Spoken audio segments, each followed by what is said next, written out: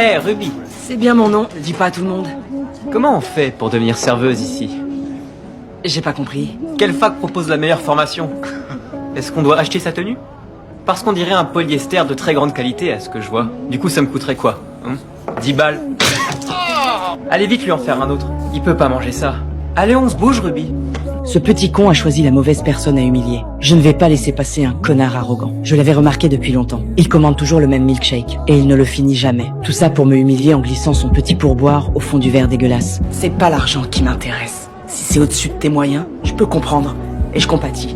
Mais s'il te plaît, n'hésite pas à me le dire s'il y a quoi que ce soit que je puisse faire qui rende ton passage chez nous plus agréable. Rien? D'accord, alors j'apprécierais que tu laisses tes 85 cents sur la table, et non pas dans le fond de ton verre. J'ai posé poliment le bœuf sur une plaque brûlante sur la table, et juste au moment où je me retourne pour partir, un cri retentit derrière moi.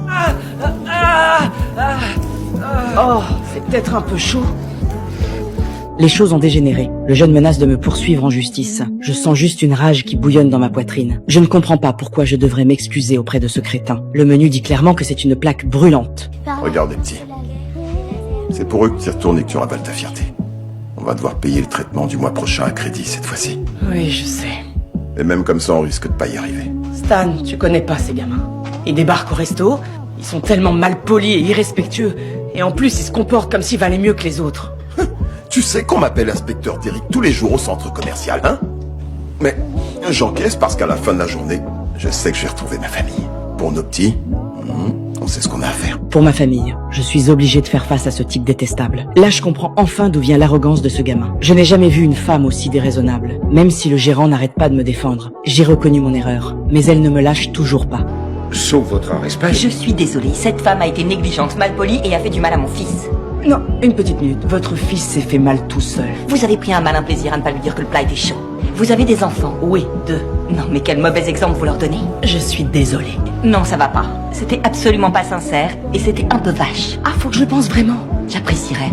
En la regardant me chercher sans arrêt, là je craque. Devant ce duo mère-fils dégoûtant, j'ai lâché ce pardon avec sarcasme. Je suis désolée que tu sois trop bête pour comprendre les règles de politesse élémentaire et que tu ne saches pas traiter les gens, en particulier le petit personnel, avec respect. Elle voulait pas dire ça. Si, au contraire.